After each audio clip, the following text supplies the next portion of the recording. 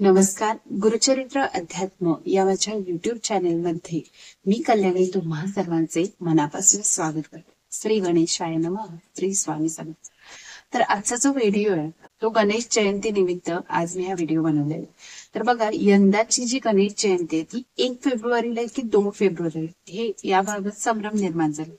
तर बघा, तर यंदाची जी गणेश जयंती आहे ती 1 फेब्रुवारी 2025 या रोजी. बघा, दरवर्षी माघ शुक्ल चतुर्थीला ही गणेश जयंती येत असते किंवा त्याला विनायक चतुर्थी असं देखील म्हणलं जातं.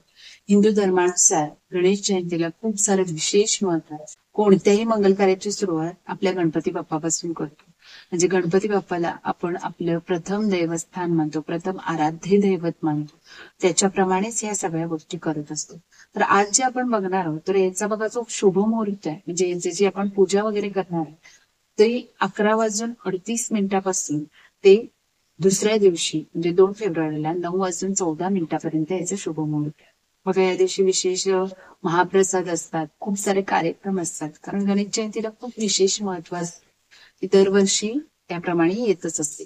तर या दिवशी आपल्याला काही खास उपाय करायचे, म्हणजे आपल्या गणेशाला प्रसन्न करण्यासाठी, आपल्या गणपती बाप्पाला प्रसन्न करण्यासाठी आपल्याला काही खास उपाय करायचे. बघा, सगळ्यांना तर माहितच आहे की गणपती बाप्पांना लाडू किती प्रिय आहे, दुर्वा किती प्रिय आहे. ह्या तर गोष्टी आपण आवर्जून करणारच आहोत. कारण गणपती बाप्पाचं पूजन करण्यासाठी आपण काही विशेष गोष्टींचं लक्षात ठेवणार आहोत. आणि या गोष्टी तर बघा, आपण 21 पाण्याचं वस्त्र घालणार आहोत. त्या दिवशी जर आपल्याला काही आर्थिक समस्या असतील तर त्या दिवशी गणेश यंत्र जे असतं त्याची स्थापना करून त्याची पूजा करणार आहोत. त्याला म्हणजे पंचामृताने अभिषेक करून त्याची प्रतिष्ठापना करून त्याची पूजा करणार आहोत. हे काही विशेष गोष्टी झाल्या की गणपती बाप्पांना लाडवांचा नैवेद्य दाखवणार आहोत, मोदकाचा नैवेद्य दाखवणार.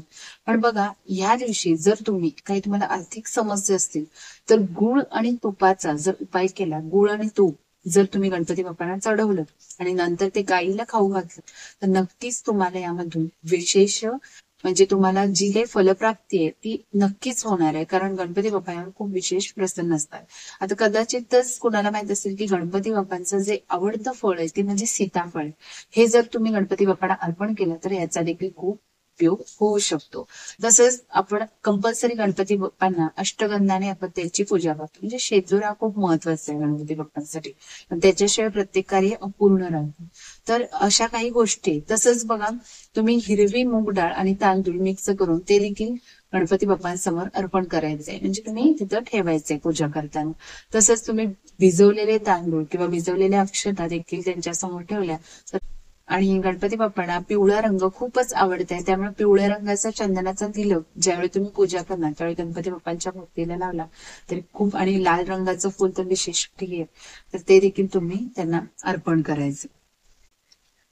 आणि गणेश जयंतीच्या दिवशी पक्ष्यांना जर तुम्ही मूग डाळ जर अर्पण केली तर त्यामुळे आपल्या विनायकाची म्हणजे आपल्या गणपती बाप्पांची विशेष कृपा आपल्यावर होती.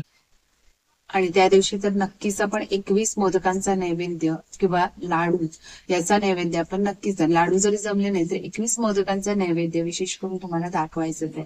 कारण त्यामुळे आपले गणपती बाप्पा खूप प्रसन्न होणार आहेत, कारण त्यांच्या ज्या आवडत्या गोष्टी आहेत त्या सगळ्या आपल्याला करायचे. मग असेही काही खास उपाय आहेत की जे तुम्ही त्या दिवशी जर केला तर नक्कीच तुम्हाला जे काही तुमच्या मनात जे अडकलेलं काम असणार आहे, ज्या काही इच्छा असतात नक्कीच पूर्ण होण्यास मदत होईल. हा काही अंधश्रद्धा पसरवण्याचा हेतू नाही, तर असंच तुम्हाला काही गोष्टी सांगण्यासाठी हा व्हिडिओ मी बनवलेला आहे. तर अशा पद्धतीने जर तुम्हाला व्हिडिओ आवडला तर नक्कीच या चॅनलला तुम्ही लाईक, शेअर आणि सबस्क्राईब. गणपती बाप्पा मोरी. श्री स्वामी समर्थ.